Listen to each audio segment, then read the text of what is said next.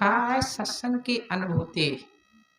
एक सत्संग की अनुभूति, आनंद, एक इसका उद्देश्य ही अलग है। ये महान आत्मा सत्संग का महत्व क्या होता है, ये महान आत्मा सत्संग किस ऊर्जा से संबंधित होता है। ये महान आत्मा देखा है सत्संग की एक बात और सत्संग का बखान तो बहुत किया जाता है। ये महान आत्मा सत्संग की एक ऊर्जा, एक प्रथम ऊर्जा है। कहा है कि सबसे ऊंची ऊर्जा है वो सत्संग की ऊर्जा है। सत्संग की ऊंची ऊर्जा जो ऊर्जा है वो ले क्यों नहीं पाते हैं शिष्य, उसका उद्देश्य क्या है, उसका मतलब क्या है, उसको समझना ही बहुत मुश्किल है। ये महान आत्मा आज के वर्तमान में एक ही प्रकार से समझा जाता है कि जितने महात्मा हैं, जितने सत्संग हो रहे हैं, सब एक ही समान है। ये महान आत्मा सब सत्संग एक समान नहीं है, सब ज्ञान एक समान नहीं है, सब अनुभव एक समान नहीं है। देखा है ये महान आत्मा, खेत एक होता है और बीज अनेक होते हैं, फिर बीज एक होता है और पौधे अनेक डिजाइन के, अनेक कलर के होते हैं।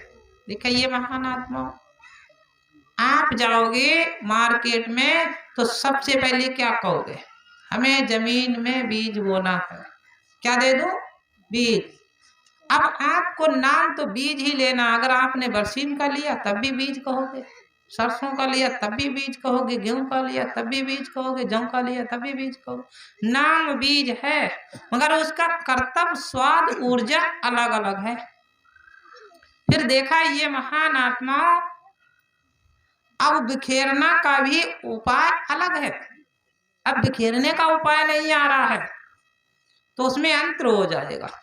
अगर आपने बरसीम की जगह सरसों बो दी पानी भर के तो क्या वो पौधा सही होगा? इसी प्रकार से हमारा एक उद्देश्य है, आज के जो भगत हैं, भगत जन हैं, ये महान आत्मा सबसे पहले उन्हें क्या करना चाहिए कि बीज का अनुभव करना चाहिए कि ये बीज किसका है। फिर दूसरा अनुभव ये करना है कि बीज किस जगह उत्तम अच्छा रहेगा, इसके हमें बुवाई करना है तो कैसे करके किस जगह की जाएगी। इसी प्रकार से महान आत्मा देखा है ये शरीर जो है वो जमीन के समान है। क्या है? ये मानव का जो शरीर है वो पृथ्वी तत्व का है, ये एक जमीन के समान है, एक खेत के समान है। अब इस पृथ्वी तत्व शरीर में हमें शब्द नाम का बीज डालना है।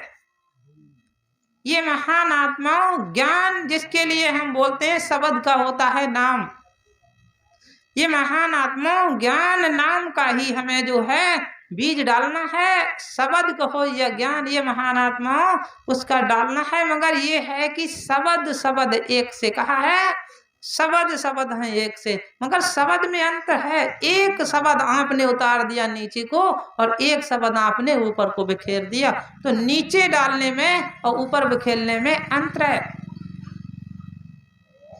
ये महान आत्मा देखा, इसी प्रकार से एक उदाहरण आता है। देखा ये महान आत्मा वृक्ष, एक नाम वृक्ष होता है, वृक्ष का नाम वृक्ष होता है, एक वृक्ष होता है कि पृथ्वी तत्व से संबंधित होता है। मगर आकाश जिसके लिए कहते आकाश बेल वृक्ष होता है, उसकी जड़ पृथ्वी से लगी हुई नहीं देखी होगी। क्यों? वो एक एनर्जी से ही अपनी एनर्जी को तैयार करती है। कैसे करती है? उस वृक्ष की एनर्जी से ही अपनी एनर्जी तैयार कर लेती है। उस वृक्ष में ही उसका पौधा और बीज तैयार हो जाता है, उससे जड़ से कोई संबंध नहीं होता है। इसी प्रकार से जो हम जिन रूहानियों की बात करते हैं, जिस दिव्य ऊर्जा की बात करते हैं, वो दिव्य ऊर्जा का एक ऐसा ही उद्देश्य होता है कि जो शरीर हमारा एनर्जीमान हो जाता है, जो शरीर हमारा एनर्जी मान हो जाता है, तो जैसे वो आकाश बेल जो वृक्ष होता है, वो वृक्ष के ऊपर ही तैयार हो जाता है, अपनी शाखाएं लेने लगता है, सुंदरता देने लगता है। इसी प्रकार से हमारे इन शरीरों में उतर जाती है, जिसको बोलते हैं हम लोग दिव्य रूहानी। और इन शरीरों के उतरने के बाद अपना काम करने लगती हैं, अपना विस्तार लेने लगती हैं, देखा, सुंदरता लाने लगती हैं। ये महान आत्मा जब तक वो एनर्जी मान वृक्ष नहीं होता, तब तक वो आकाश बेल जो वृक्ष है, आकाश बेल वृक्ष है, वो उसमें तैयार नहीं होता है।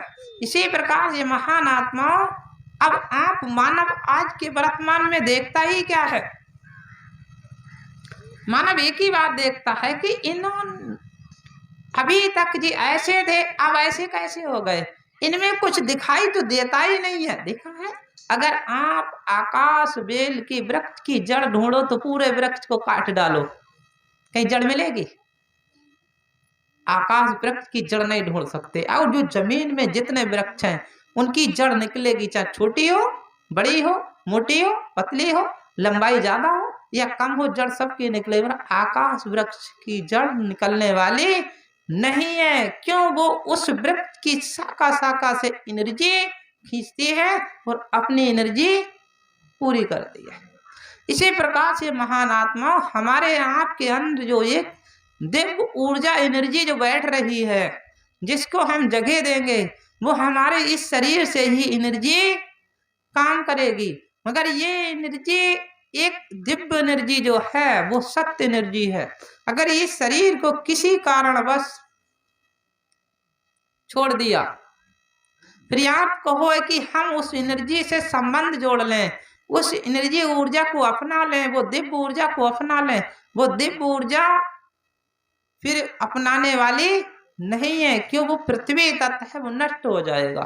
इसीलिए कहा है ये महान आत्मा, आज के लोग कहते हैं कि शरीर छोड़ देंगे तब भगवान के घर चले जाएंगे। भगवान के घर जाओगे कैसे? उस एनर्जी में जीते जी आप पहुंचे ही नहीं हो। देखने के लिए आपको वायु एक दिखाई दे रही है, एक वायु नहीं है। जैसे शरीर में देखने के लिए आपको एक वायु दिखाई दे रही है, एक वायु शरीर में नहीं है। एक शरीर में 5 वायु हैं। अब आप कौन सी वायु को देखते हो? एक शरीर में कितनी वायु हैं? 5 वायु हैं। अब आपको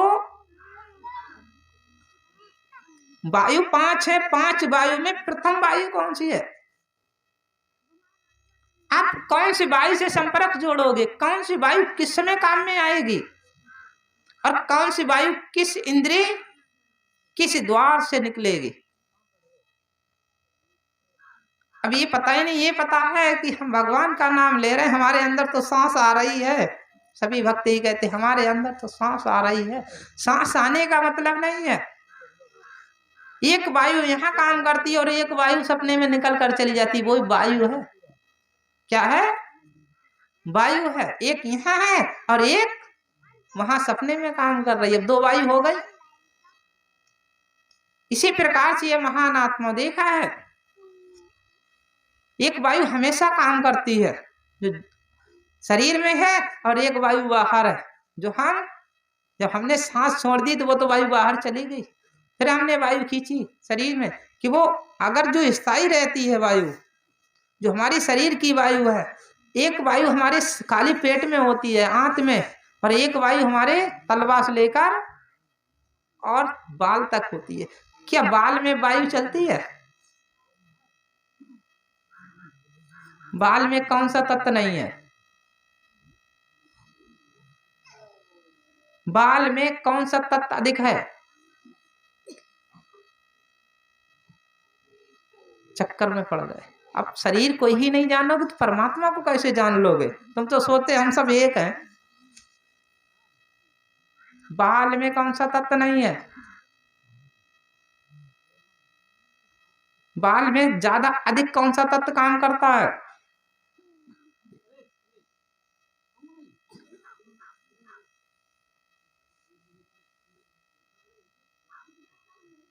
बाल में अधिक तत्व कौन सा रहता है?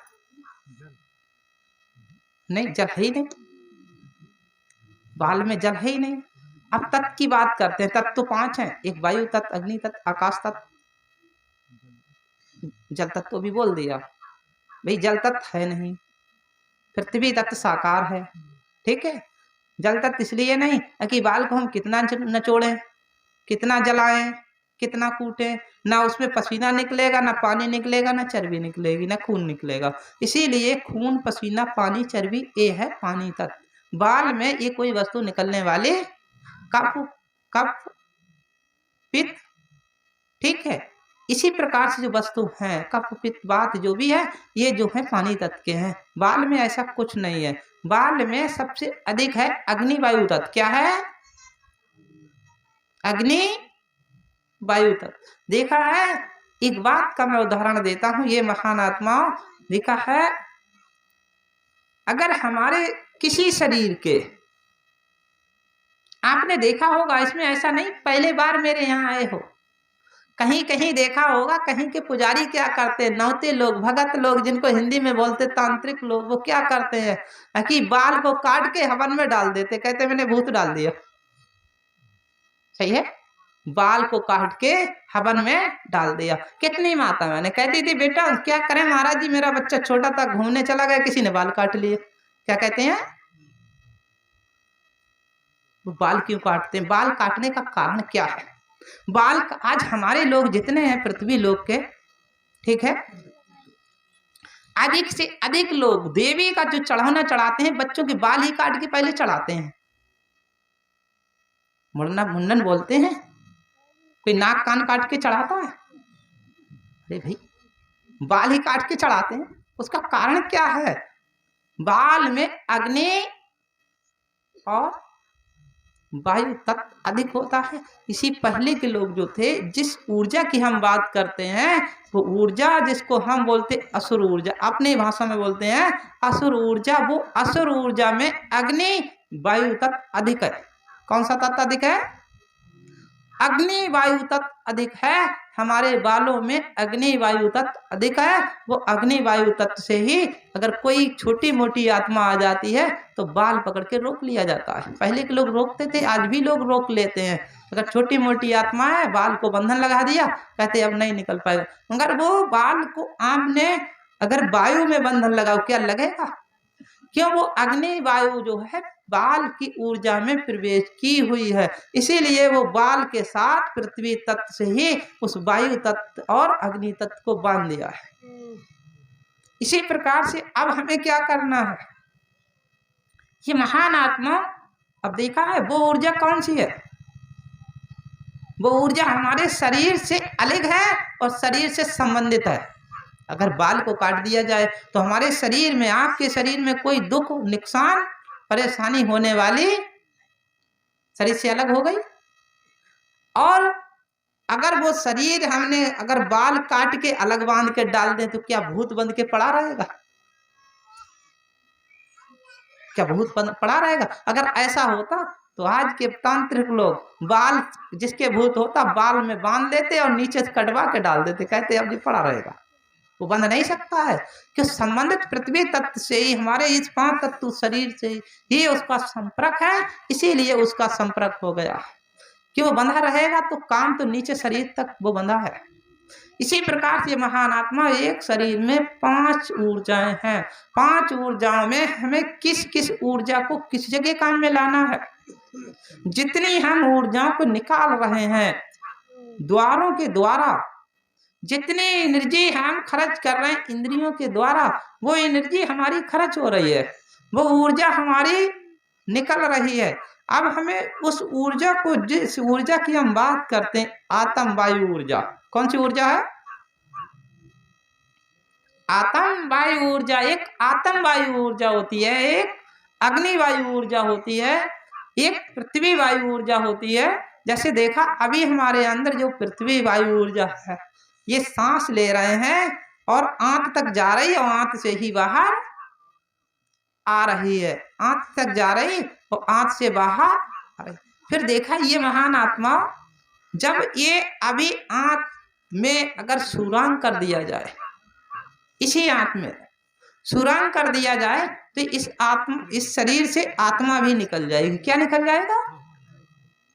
आत्मा निकल जाएगी।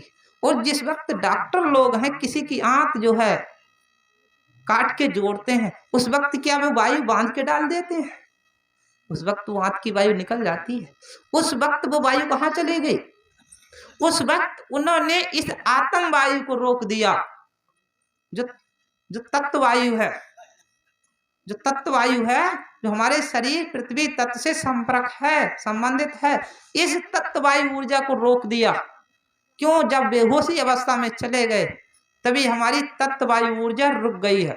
इससे कोई मतलब नहीं रहा। फिर रह गई है अग्नि वायु ऊर्जा। शरीर में, शरीर के अंदर जो ऊर्जा काम कर रही है, अंदर अंदर, आंख से कोई मतलब नहीं रहा उसका, शरीर के अंदर अंदर वायु करती। इसीलिए कहते हैं बीपी लो। लो का मतलब अगर जिसकी वो अग्नि वायु चली गई तो फिर उसका शरीर शीतल हो जाता है, ठंडा हो जाता है, और ठंडा हो गया फिर उसका शरीर गर्माहट आना मुश्किल हो जाता है। तो कहते इसका बीपी ही नहीं उठा। उठा का मतलब उसकी अग्नि वायु निकल गई, दोबारा नहीं पड़ी। थोड़ी है तो जाग गई, हमने किसी तत्व से, औषधि से जगा दिया। इसी प्रकार से अब हो गई है अग्नि वायु ऊर्जा। ये महान आत्मा, ये है अग्नि वायु ऊर्जा। अब अग्नि वायु ऊर्जा के लिए हमें क्या करना है?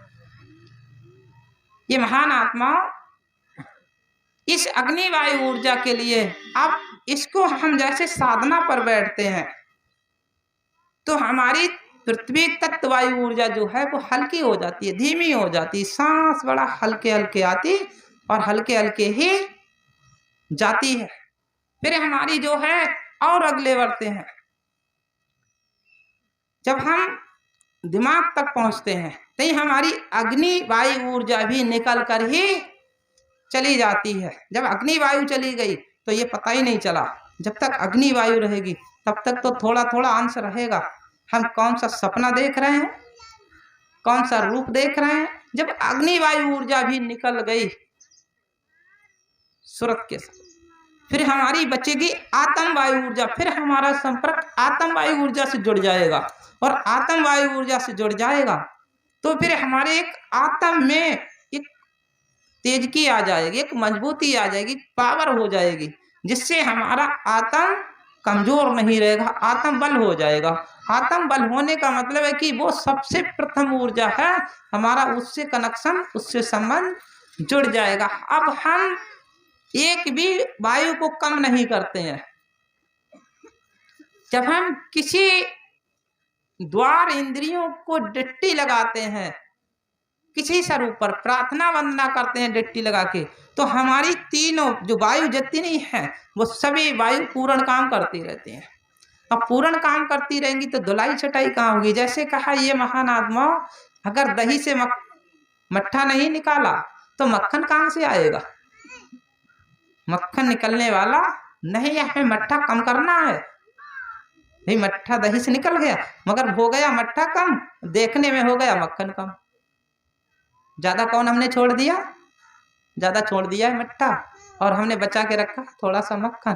फिर हमें मक्खन में वैसे कम करना है मैहर। अब क्या करना है? फिर हमें मक्खन को, हमने जब मैहर निकाला तभी मक्खन घी ज्यादा निकल गया और मैहर निकला थोड़ा। इस प्रकार से हमारी एनर्जी ऊर्जा बढ़ती जाती है। ये महान आत्मा आत्म वायु ऊर्जा जब जागेगी जब हम भजन करेंगे, सुरत योग साधना करेंगे। और जब तक सुरत योग साधना नहीं करेंगे तब तक आत्म शक्ति नहीं जाग सकती, और जब तक आत्म शक्ति नहीं जागेगी तब तक हम इन आत्माओं से, असुरीय आत्माओं से मुक्ति चाहें, मुक्ति नहीं हो सकती। इतना हो सकता है कि समाधान और शांति अलग है और मुक्ति अलग है। समाधान शांति यह है कि जब तक हम गुरु की आज्ञा में रहेंगे तब तक तन की सुख शांति रहेगी, मन की सुख शांति रहेगी। मन तन एक है, जितना ही तन का काम है उतना ही मन का काम है। सोचना मन का काम, करना तन का काम है। मगर आत्म हमारा है, तन मन से अलग है। ये महान आत्मा ये लोक जो पृथ्वी लोक है, मृत लोक है, इन दोनों का लोक है। किस किस का लोक है? मन का और तन का, इन दोनों का ही ये पृथ्वी लोक है। ये महान आत्मा अब हमें जाना है आत्म में। आत्म पृथ्वी लोक नहीं है, आत्म नरक लोक नहीं है, आत्म का स्वर्ग लोक नहीं है, आत्म का मोक्ष लोक है। अब हमारे लिए क्या करना है? नरक स्वर्ग में देवी देवता काम करते हैं। कौन काम करता है? देवी देवता काम करते हैं। देखा है, जो जितने आत्माएं हैं, अगर हम सूरत के द्वारा अगर अपनी आत्मा को निकालते हैं, सूरत के द्वारा निकालते हैं समय के अनुसार, तो हम मोक्ष को भी प्राप्ति कर सकते हैं। अगर हम सत्कर्मों और सूरत के द्वारा आत्मा निकालते तो हम स्वर्ग को प्राप्त कर सकते हैं। कर्मों के द्वारा, इंद्रिय द्वारों से आत्मा निकालते हैं तो हम नरक को प्राप्त करेंगे। नरक का मतलब जानते हो?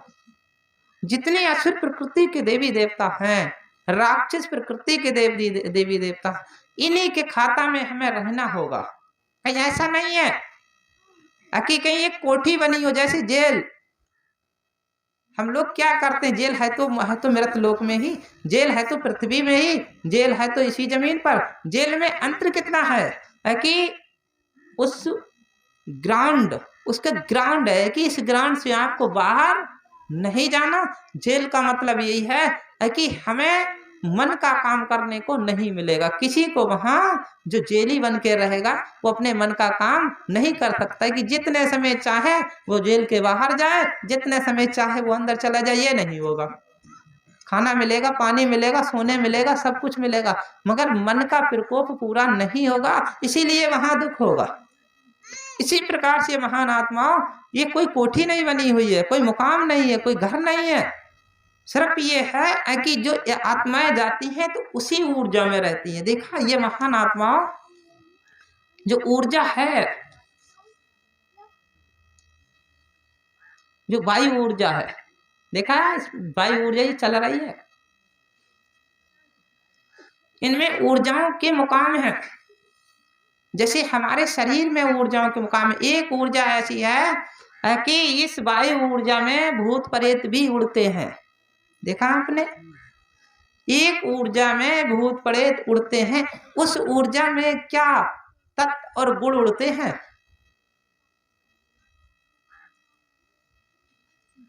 एक बात बताओ, मेरा एक उदाहरण है। जैसे हम लोग अगर डायरेक्ट चले जाएं, मुख्यमंत्री का अगर हमें जिस रोड से हम चलते हैं और उनके अंदर अगर फोर्स ना चले, और रोज वो अपने कोठी के बाहर रोड पे घूमने आए, तो किसी को कहीं भी मिल सकते हैं? मिल सकते हैं। जब वो बाहर रहें तो किसी से कहीं मिल सकते हैं और सबको दिखाई दे सकते हैं। हम लोग देखने क्यों जाते हैं? हम लोग मिल क्यों नहीं पाते हैं? कि ये वहां ग्राउंड है, हम उनके पास जा नहीं सकते। जब वो अपनी मर्जी से आएंगे कि आज कोयलड़िया आ रहे, अगले दिन पीलीभीत बरेली आ रहे, तो मेंच पे आएंगे, तब हम लोग जाएंगे वहां, तब दिखाई देंगे। वैसे दिखाई नहीं दे सकते। अगर एक बात का उदाहरण आता है, हम लोगों के अंदर पर्दा है। कैसा पर्दा है? हम लोग उतने ग्राउंड में जाएंगे जहां से हमें चमकते हैं, तभी हमें दिखाई देंगे। क्या ये भूत प्रेतों, देवी देवताओं के अंदर क्या पर्दा है? कहते हैं कि हमने वहां से तुम्हें देख लिया, 50 किलोमीटर, 100 किलोमीटर, 1000 किलोमीटर, 5000 किलोमीटर देखा है। अगर वैष्णो देवी कश्मीर में है और भक्त कलकत्ता में, तो वैष्णो देवी कश्मीर से ही कलकत्ता में ड्यूटी डाले हुए मेरे भक्त क्या कर रहा है? दिखाई दे रहा है? दिखाई दे रहा है? इसके बीच में अगर कोई भूत प्रेत है तो उसमें भी आता है कि कहते हैं कि जी वहां से आ गया, बनारस से, बनारस चला गया, या हरियाणा से आ गया, हरियाणा चला गया। ठीक है, तो वो उसको इतनी दूरी के दिखाई देता। अब उसी में ब्रह्मा जी, विष्णु जी, शिव जी उसी ऊर्जा में, तो क्या वो डायरेक्ट ब्रह्मा जी, विष्णु जी, शिव जी को देखते होंगे? नहीं, वो तो एक ही ऊर्जा में रहने वाले हैं। अगर एक ही ऊर्जा में रह रहे हैं तो फिर तो वो देखते होंगे, क्या दिखाई देते होंगे, क्या मिलते होंगे? अगर मिल गए तो फिर भक्ति का मूल्य ही क्या रह गया? अरे द्वार का मूल्य ही क्या रह गया? ऊर्जा का महत्व ही नहीं रहा है कि वो तो शरीर छोड़ने के बाद सबको भगवान मिल जाएंगे, तो हमें कर्म करने की क्या जरूरत? कुछ करें वहां तो मिल ही जाएंगे। ऊर्जाओं का अंतर है। भूत योनि ऊर्जा अलग है, काल योनि ऊर्जा अलग है, दिव्य योनि ऊर्जा अलग है, जिसे बोलते रूहानी योनि ऊर्जा अलग है। इन ऊर्जाओं के मुकाम हैं, इनका संपर्क हमारे शरीर द्वारा है। हम जिस ऊर्जा से संपर्क जोड़ेंगे वही ऊर्जा का कनेक्शन हमसे जुड़ेगा। ठीक है। अब ये कहें कि देखा हम साकार में हैं, हमारा मतलब आप साकार में हो, हम साकार में हैं। अगर हम कहीं सफर करते हैं गाड़ी से, कहीं सफर करते हैं मोटरसाइकिल या बड़े पहिया 4 पहिया वाहन से या साइकिल से या पैदल, तो जहां आप मिलोगे तहां आप हमें देखोगे कि हम 5 तत्व हैं, आप 5 तत्व हो, आप पृथ्वी लोकवासी हो, हम भी प्रेत लोकवासी है। ठीक है, दोनों एक निवासी हैं जहां मिलोगे। क्या इसी प्रकार से देवी देवता और भूत प्रेत मिलते होंगे?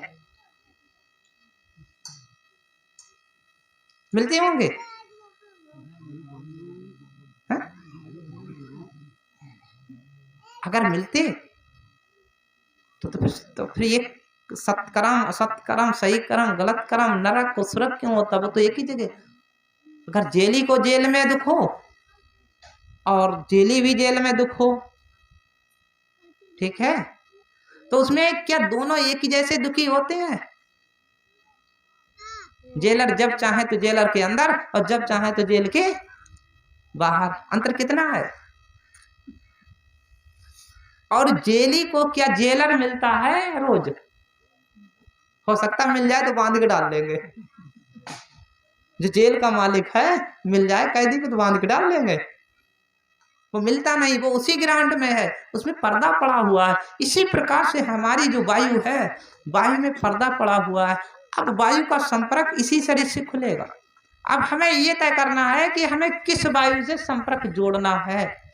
ये महात्मा ऊंची वायु है, वो सूरत के ही द्वारा पहुंच सकते जिस वायु से आत्म संबंध है, आत्म शक्ति का संबंध है। आत्म शक्ति ही हर आत्माओं में विराजमान है। क्या है? हर शरीरों में, हर साकार वस्तु में, हर सूक्ष्म वस्तु में आत्म शक्ति ही विराजमान है, समाई हुई है। अब हमारा संपर्क अगर आत्म शक्ति से जुड़ जाएगा तो सबसे बड़ी शक्ति से जुड़ जाएगा। किससे जुड़ेगा? इसी प्रकार से ये महान आत्मा, अंतर कितना है? अंतर थोड़ा ही है, बहुत ज्यादा अंतर नहीं है।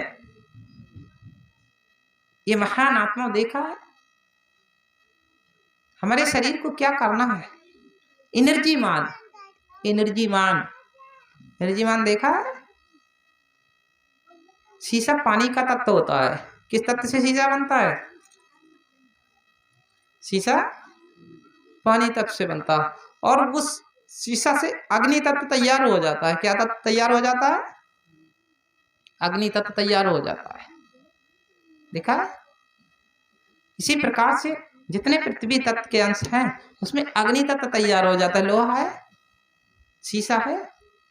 अगर हम धूप में, तेज धूप में खड़ा करते हैं और फिर उसे पकड़ लें तो क्या कहेंगे? जल गए। कोई अग्नि से गर्म थोड़ा किया है, वो प्रकाश से ही तत्व से प्रकाश, जो अग्नि तत्व का प्रकाश है उसी तत्व से ही उस तत्व में लीन हो गया, वो तत्व उसमें उतर गया है। अब उसी ऐसी प्रकार से हम उस दिव्य ऊर्जा रूहानी को अपने शरीर में उतार लें तो हमारे अंदर कितना अग्नि तत्व जाग जाएगा कि वो सब तत्वों के लिए तेज देने वाला है। आत्म तत्व कौन तत्व है? आत्म तत्व। आत्म तत्व सब तत्वों को तेज देता है। अब जब सब तत्वों को तेज देता है तो हमें डर किस बात का? जो भूत क्या करेगा, जो देवी क्या करेगी, जो देवता क्या करेगा, जो अवगण क्या करेगा, जो कबीर क्या करेगा? क्यों? हमारे अंदर सब तत्वों का मालिक है आत्म तत्व, जिसने सब तत्वों की उत्पत्ति की है। देवी देवताओं के अंदर क्या होता? ये रोग, जो रोग हैं, जो हमारे लिए रोग बनाते हैं, आपके लिए रोग बनाते हैं असुर प्रकृति आत्मा, जैसे साधारण मानव को रोग बनाती हैं, आत्माएं वो क्या करती, उनके अंदर अग्नि और वायु तत्व होता है, शीतल तत्व होता है, ठीक है। ये महान आत्मा आकाश तत्व, 3 तत्व में ही कितने तत्व की उत्पत्ति हो जाती है। अब हमारे अंदर आत्म तत्व है, तो आत्म तत्व है, सब तत्व नीचे हो गए, हम सबसे सूक्ष्म वायु में जा सकते हैं, आत्म तत्व वायु में जा सकते हैं। क्यों? ये महान आत्मा जब शरीर शून्य हो जाता है तो 3 ऊर्जा निकल जाती है, जिसे हमने बताया अग्नि वायु ऊर्जा। अग्नि वायु ऊर्जा निकल जाती है मन के द्वारा। मन थोड़ी देर में गर्म है तो थोड़ी देर में ठंडा है, ठीक है, अग्नि हो गई। मन से ही आप कुछ मत करना, मन से सोचने लगना, शरीर सूखने लगेगा, जिसको बोलते हैं शरीर जलने लगेगा, ठीक है। और मन से ही सोचना तो ये लगेगा हम कितने अच्छे हैं, बीमार हो गए फिर भी सोचने लगे कितने अच्छे हैं, सिर्फ मन की तो सोच है। हम क्या करते, उस एनर्जी को घटा रहे हैं, उस एनर्जी को बढ़ा रहे हैं, आत्म वायु एनर्जी को। हमारे शरीर में अग्नि वायु एनर्जी काम ज्यादा करती है, क्यों? पृथ्वी और जल तत्व तो स्थायी है, पृथ्वी और जल तत्व स्थायी है। जैसे अभी हमने देखा, अभी हम बैठे हैं, इतनी देर में हम कहें हम 15 किलो के हैं, 50 किलो के हैं, हो सकते हैं? नहीं हो सकते हैं। जब तक कोई तत्व हम खाएंगे नहीं या पकड़ेंगे नहीं, तब तक वो तत्व इतनी जल्दी बढ़ने वाला नहीं। यह हमारे अंदर पानी तत्व है, उतना ही रहेगा। जब तक हम पानी तत्व को बढ़ाएंगे नहीं, पिएंगे नहीं या छुएंगे नहीं, पकड़ेंगे, तब तक नहीं बढ़ेगा। इसी प्रकार से हमारा मन का तत्व एक ऐसा है कि हमने सोच लिया हम कितने तगड़े हैं, लगाओ ताकत कहते हैं, मन से लगाओ ताकत, क्या कहते हैं हिंदी में, मन से लगाओ ताकत, तो हमारे उसी शरीर में ऊर्जा बढ़ गई। और अगर हमने सोच लिया है किसी दुख की तरफ मन ले गए तो हमारे शरीर से काम नहीं होता है, ताकत नहीं बढ़ती है। तो ये हमारी एक आत्म वायु ऊर्जा की पावर नहीं है, अग्नि वायु ऊर्जा की पावर है। और आत्म वायु ऊर्जा की पावर उससे बड़ी पावर है। तो ये महान आत्मा तन वायु ऊर्जा का मतलब ये है, तन वायु ऊर्जा, अग्नि वायु ऊर्जा, ये आत्मा जो है किसी प्रकार की असुर प्रकृति की आत्मा है।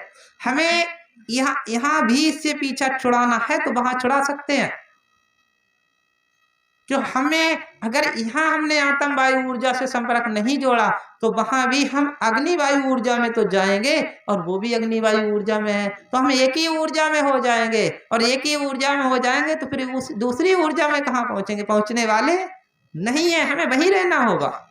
इसीलिए हम इसी वक्त उस ऊर्जा से बड़ी ऊर्जा को अपनाएं, आत्म वायु ऊर्जा। आत्म वायु ऊर्जा जब ही जागेगी जब हम साधना करेंगे, हिंदी में बोलते भजन करेंगे। आज के बच्चे कहते महाराज जी भजन क्या करेंगे, क्यों? पता नहीं, कभी मन चला तो सिगरेट पीने लगे। अरे कोई कहता महाराज जी कभी मन चला तो बंगला भाषा में डेम ले आए, अंडा ले आए, हिंदी में अंडा और बंगला भाषा में डेम।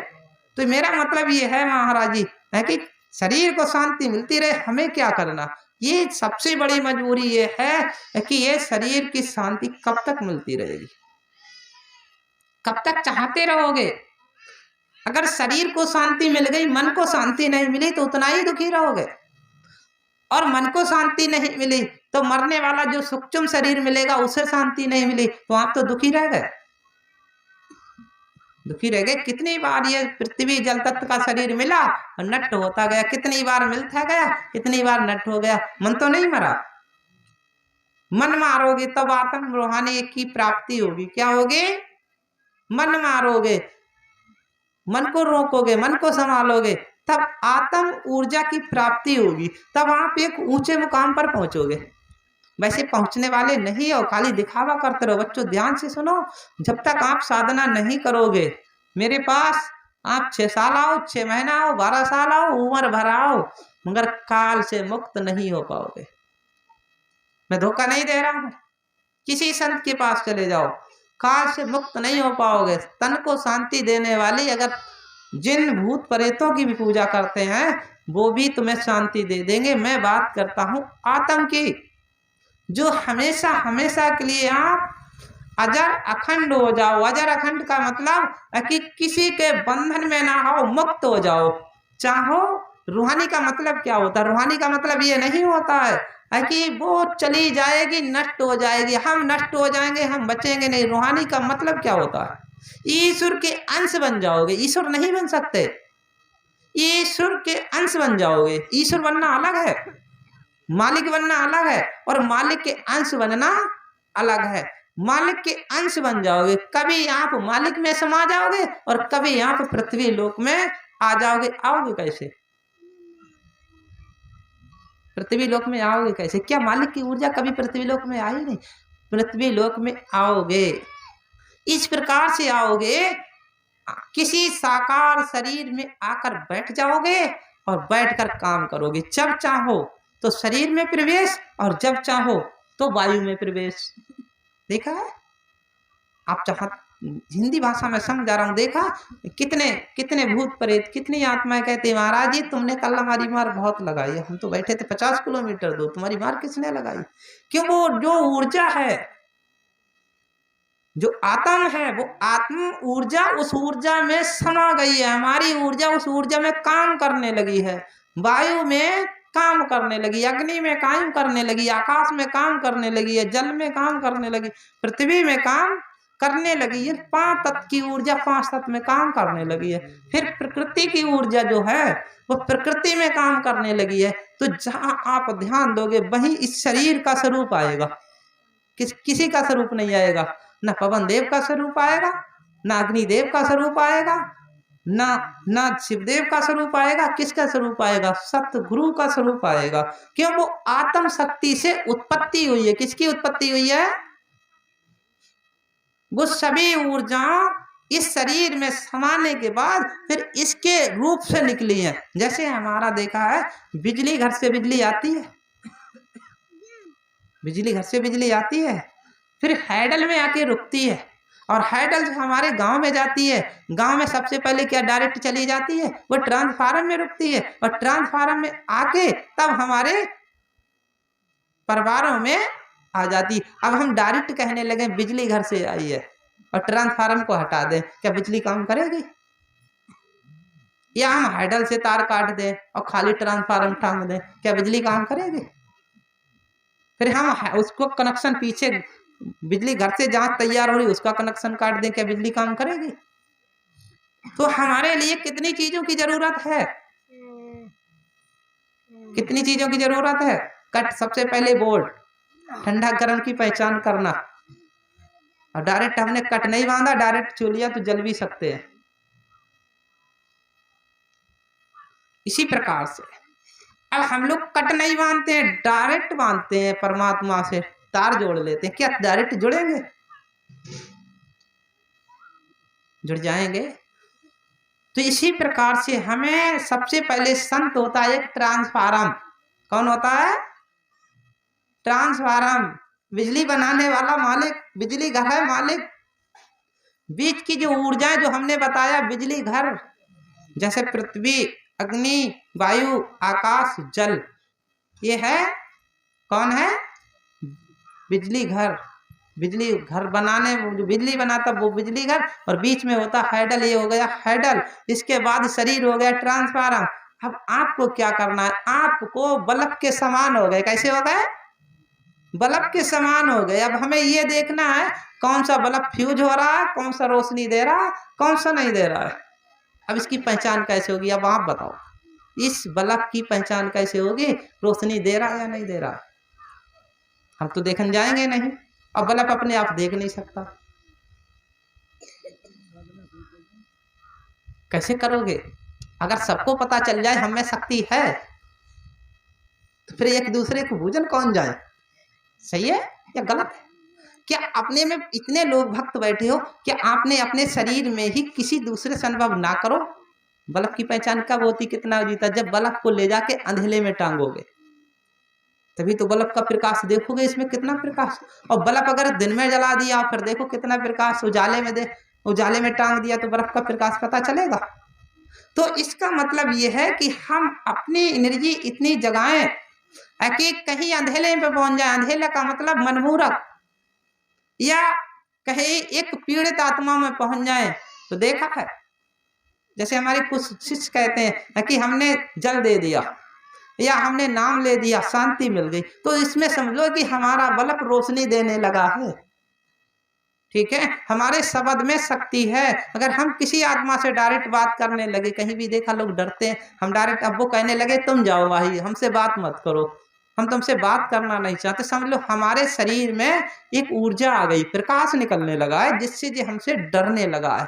जब अभी डर रहा है तो शरीर छोड़ने के बाद जो हमसे डरता ही रहेगा। अगर वो आज नहीं डरा है तो शरीर छोड़ने के बाद डरेगा नहीं, कस के बांधेगा, कहेगा आज मौका मिला है। तो मेरा कहने का मतलब है कि वो आत्म शक्ति को हम कैसे जगा सकते, कब जगा सकते, कितने समय जागेगी, उसका ना कोई समय है, उसका कोई ना मुकाम है, ठीक है, उसका कोई काम भी नहीं है। काम यही है कि नियम संयम, सत्संग के नियम संयम जो सतगुरु बताते हैं, उनके नियम संयम मर्यादा में रहें, समय समय से साधना करें, जिसे बोलते हैं भजन करें, समय समय से सत्संग करें और समय समय से नियम संयम पालन करते रहें, जो हमारी एनर्जी जाग जाए।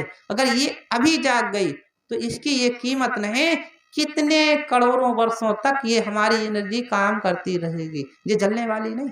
हमने दूध खाया, दही खाया, फल खाया, ठीक है, या हमने अनेक औषधि वस्तु खाई और शरीर तगड़े हो गए। ये शरीर कै साल चलेगा, कै साल चलेगा? 100 साल, बड़े मुश्किल से लोग आज 100 साल के चलते हैं, ठीक है। और हमारा जो सूक्ष्म शरीर प्राप्त होगा वो कै साल चलेगा?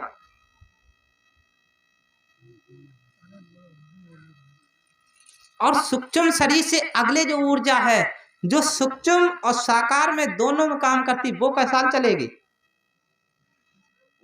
वो तो शायद जब से सृष्टि बनी है तब से आज तक चली रही है, चल ही रही है।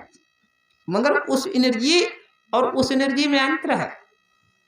एक सृष्टि को चला रहा है, एक चल रहा है। चलाना और चलने में अंतर है। एक चला रहा है, एक चल रहा है। चलने का मतलब हम लोग चल रहे हैं। एक साधारण व्यक्ति नरक सुरक में चल रहा है, दुख सुख में चल रहा है। और जो ऊर्जा हो जाती है, जिसको हम बोलते हैं आत्मवायु ऊर्जा, नरक सुरक में नहीं जाती है। नरक सुरक का मतलब यह है कि अभी किसी आत्मा को कोई अगर कैदी है, कोई दोषी है, वही तो जेल में जाता है, उसको कोई ले जाने वाला है, आप चले जाना किसी में से, कहना भाई मैं जेल में रहना चाहता हूँ 15 दिन, मुझे बेहतर कर दो, क्या अधिकारी जाने देगा? डायरेक्ट आपको जाने देगा? नहीं जाने देगा। क्यों? आपकी लिखत नहीं है, इसीलिए वो जाने नहीं देगा। लिखत होगी तो पहुंच गए तो आपको अंदर कर देगा। इसी प्रकार से ये महान आत्मा एक लिखत काम करती है हर जगह। तो मेरा कहने का उदाहरण है नरक और सुरक इसी मृत लोक में है। इसी ऊर्जाओं का एक पर्दा है। क्या है? पर्दा है। आप लोग सोचते हो कहीं नरक कहीं सागर किनारे होगा, सुरक कहीं ऊंचे पर्वत पे होगा, ऐसा कुछ नहीं है। ऊर्जाओं का पर्दा एक पट है। हमें उन ऊर्जाओं की पहचान करना है। वो सभी ऊर्जाओं की पट जो है हमारे शरीर के अंदर काम कर रही है। क्या है? सभी ऊर्जाओं की पट हमारे शरीर के अंदर काम कर रही है। देखा है? हमारा एक उदाहरण आता है, हम फूल को पेरते हैं तो क्या निकलता है?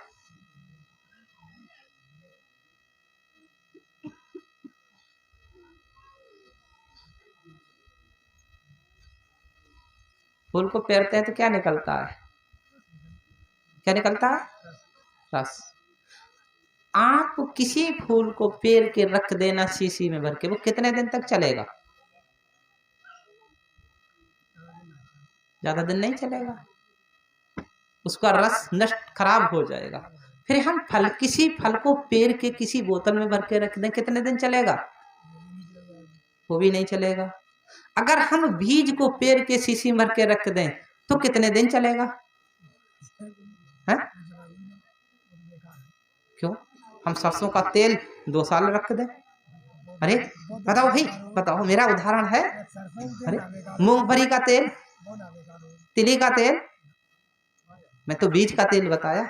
तो फूल फल तेल में कितना अंतर है? एक बात बताओ, और मधुमक्खी एक फूल का ही जूस निकालती है, वो कितने दिन चलता है? अरे ये तो बता दो भाई। 3 साल चलता है। अगर डायरेक्ट हमने फूल को पेर के रखा 3 साल चलेगा? नहीं चलेगा। तो इसी प्रकार से हमें इस शरीर से कौन सा गुड़ से निकालना है। जैसे मधुमक्खी उस फूल से ही अपना गुड़ डाल के निकालती है। क्या डालती है? अपने गुड़ डाल के निकालती। फूल भी कुचलता नहीं है, पिसता नहीं है, नष्ट नहीं होता है, उसमें से मीठा तत्व खींचती है। इसी प्रकार से हमें इस शरीर से वो एनर्जी जगाना है जिस एनर्जी को जल्दी नष्ट ना कोई कर पाए। क्या है? जिस एनर्जी को कोई नष्ट ना कर पाए। हिंदी भाषा में बताते, जैसे हमने देखा अगर डायरेक्ट हम घी उत्पन्न नहीं कर सकते किसी गाय किसी भैंस से, और दूध को हम कितने दिनों तक रख सकते हैं? दूध कम समय चलेगा, उसके अगले दही ज्यादा समय चलेगा, उसके अगले मक्खन और ज्यादा समय चलेगा, उसके अगले घी और ज्यादा ही समय चलेगा। मगर चलेगा कब? अगर हमने कहा इसमें दूध है, इसमें घी है, इसमें मक्खन है, और आपने दूध ही रख दिया, तो क्या घी निकलेगा? उतने ही समय बाद निकालना। घी हमारा 1 साल तो अच्छा रहता है खूब, ठीक है, और हम 6 महीना तक दूध रख दें और कहें 3 महीने के बाद इससे मक्खन निकालेंगे और फिर 3 महीना के बाद घी निकालेंगे, 6 महीना के बाद घी निकालेंगे, क्या निकलेगा?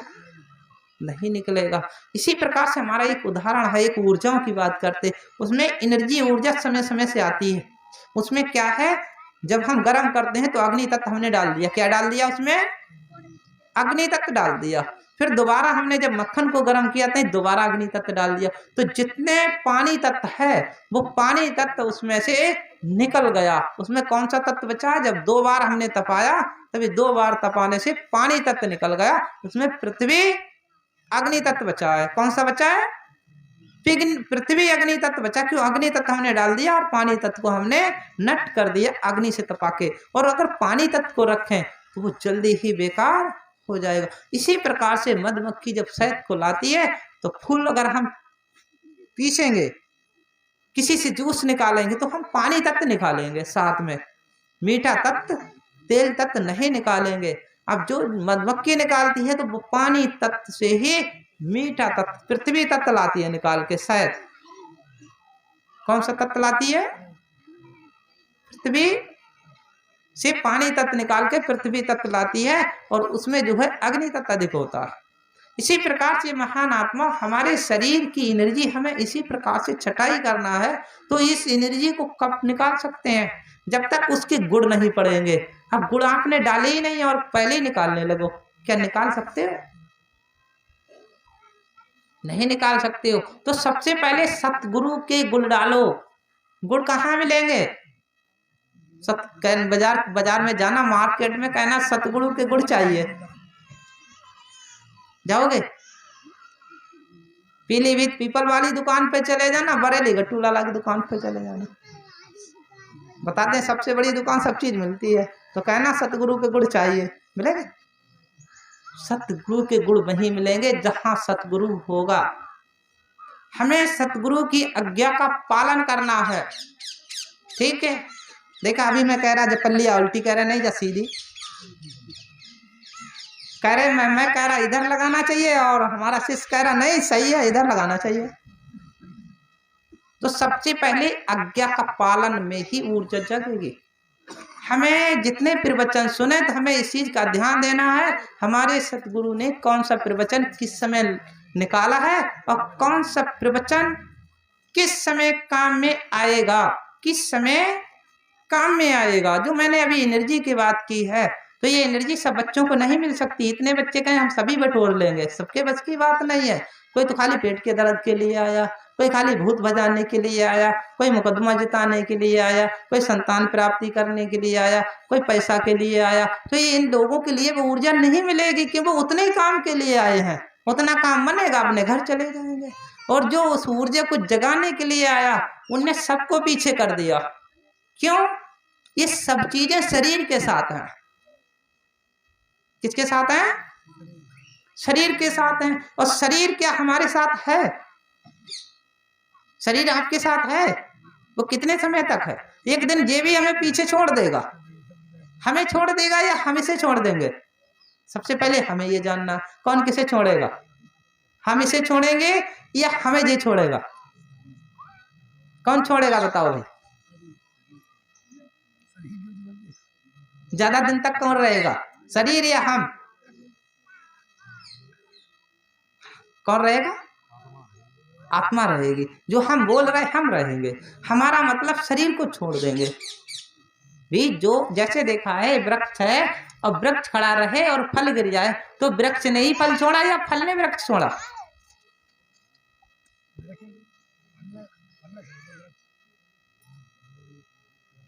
फल कैसे छोड़ेगा? जब वृक्ष ने ही शाखा ऊर्जा कम की है, वृक्ष नहीं गिर, फल नहीं गिर सकता। जब वृक्ष से ही शाखा मुलायम हो जाती है, जब तक वृक्ष से शाखा कड़क रहती है, नसें मजबूत रहती हैं, तब तक वृक्ष टंगा रहता, फल टंगा रहता, देखा है।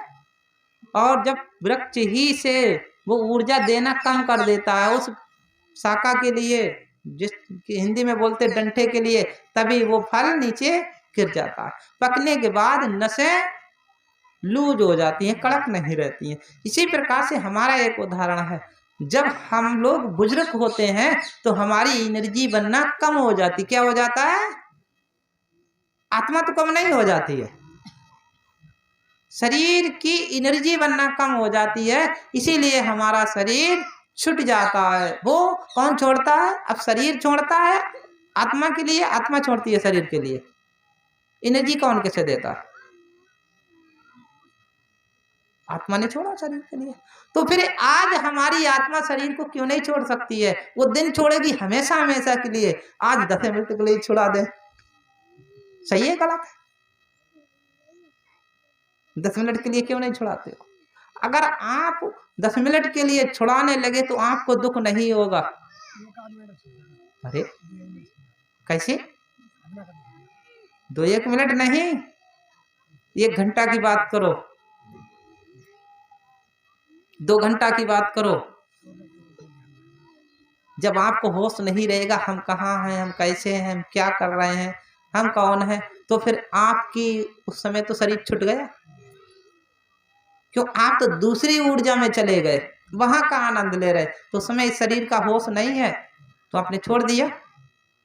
मगर छोड़ते रोज हो, छोड़ने का उद्देश्य अलग है। सपने में छोड़ते हो, सुरत में छोड़ते हो। सोना और सोत करना, सोना सोत करना, सोने का मतलब ये है कि हम खो गए, हमें प्राप्त कुछ नहीं हुआ। शोध करता में हम ढूंढ रहे हैं, प्राप्त कर रहे हैं। तो सुरत सा जो सुरत करता होता है, जो सुरत लगाता है, सुरत का मतलब सोता सुरता, सुरता सोता। जब सोते समय भी अगर उसने सुरत लगा दी, तब भी वो एक नई चीज की खोज करता है। और खाली सुरत नहीं लगाई, लगा दी गैया के पेट पे कि कब दूध देगी, पेट छोटा हो गया, चारा नहीं खाया, तो फिर वो तो वहीं फंसा रहेगा। किसी ने लगा दिया गन्ना पे, गन्ना सूख गया, गोला कम हो गया, तो वहीं रहेगा। ठीक है, वही जहां सूरत लगाओगे सूरत तो जाएगी वहीं। जिन निर्ऊर्जा है, किसी ने किसी मूर्त पर सूरत लगा दी, वो निर्ऊर्जा है, उससे ऊर्जा नहीं निकल रही है। हमें चर ऊर्जा पे सूरत लगाना है, जिससे ऊर्जा हमारी चल रही है। मछली के लिए ऊंचाई पर कब जाती है? मछली जितनी तेज धार चलती है उतनी तेज मछली ऊंचाई पर चढ़ती है, देखा है? अब जितनी तेज धार चलती है उतनी तेज मछली ऊपर के लिए चढ़ती है। उसकी धार ही पावर है। कौन है? धार ही पावर है। वैसे तो उसे नीचे के लिए करना चाहिए, वो ऊपर बढ़ती है। इसी प्रकार से अब हमारी कौन सी ऊर्जा खींचेगी ऊपर को?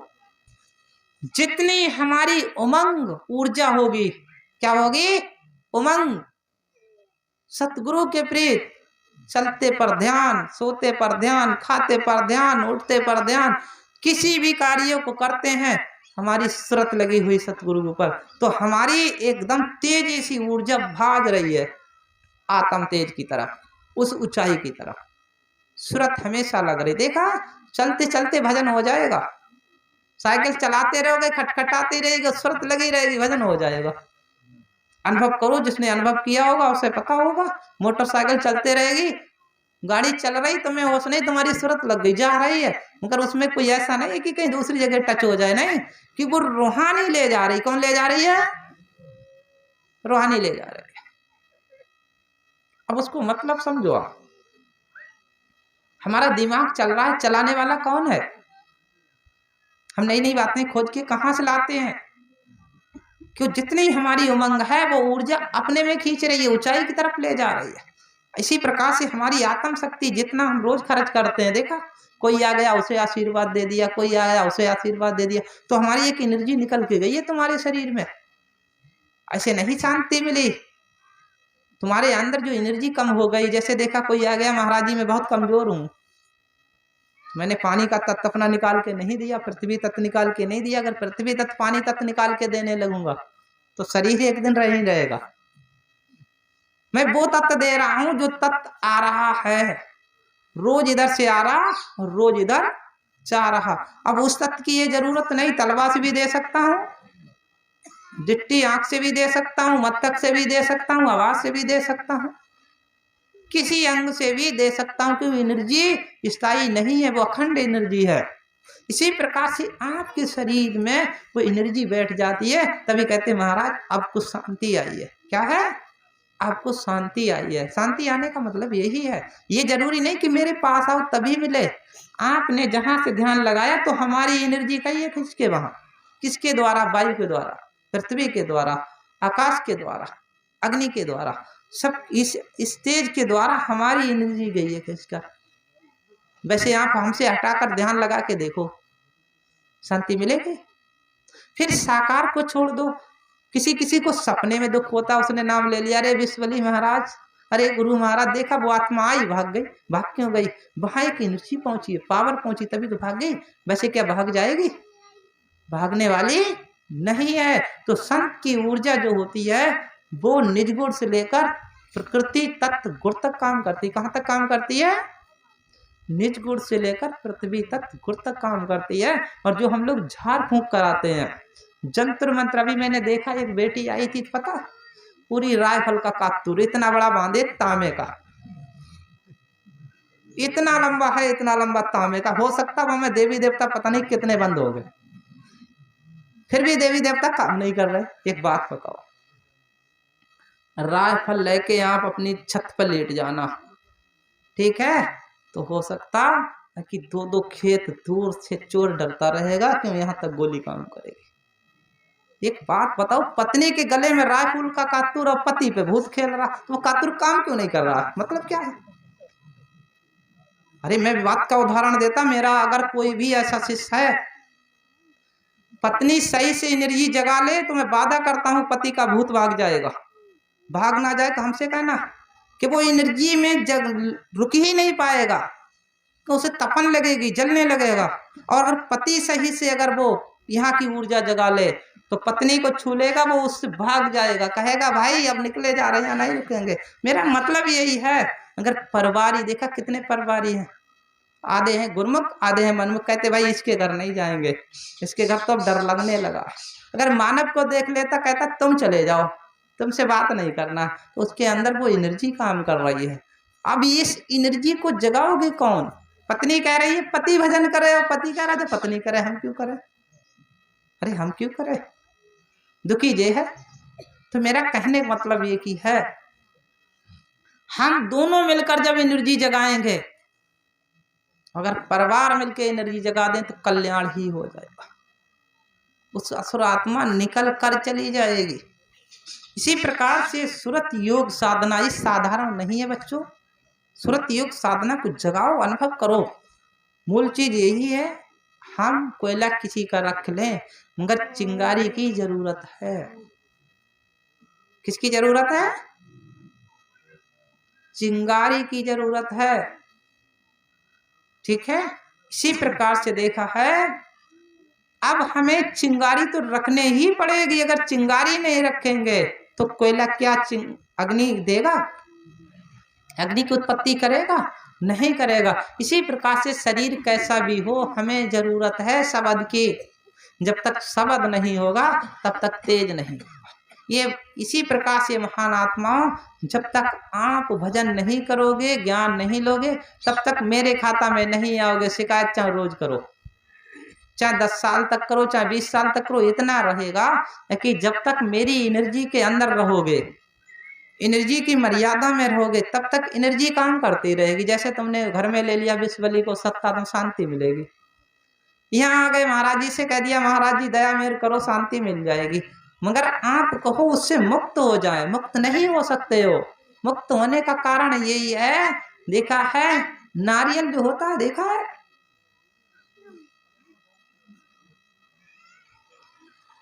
नारियल जब तक पकता नहीं है तब तक नारियल में तेल की उत्पत्ति नहीं होती है, और नारियल के अंदर तब तक पानी का अंश रहता है।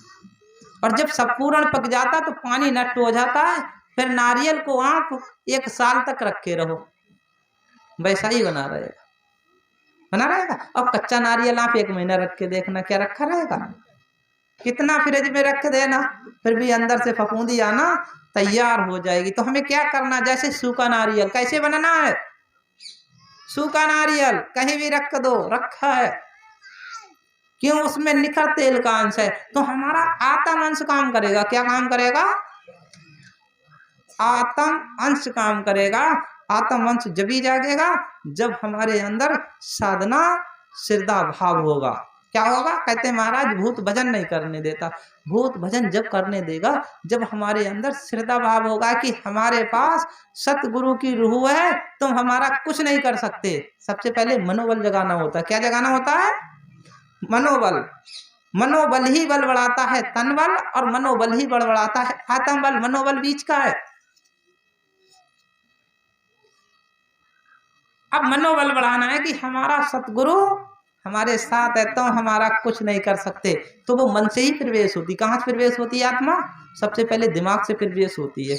बोलती है तो दिमाग से, घुसती है तो दिमाग से, चलती है तो दिमाग से, आनंद लेती है तो दिमाग से। दिमाग ही सब कुछ शरीर का करता है। कौन है? करता है, जिसको बोलते हैं दूसरी भाषा में मन। मन ही आनंद लेने वाला है, मन ही कर्म करने वाला है, मन ही कर्म कराने वाला है। जब तक मन नहीं तब तक इंद्री कुछ नहीं कर सकती। इसी प्रकार से हमें मन के ऊपर बैठना है। मन के ऊपर है सुरत। विश्व बल को सत्ता, विश्व बल को सत्ता।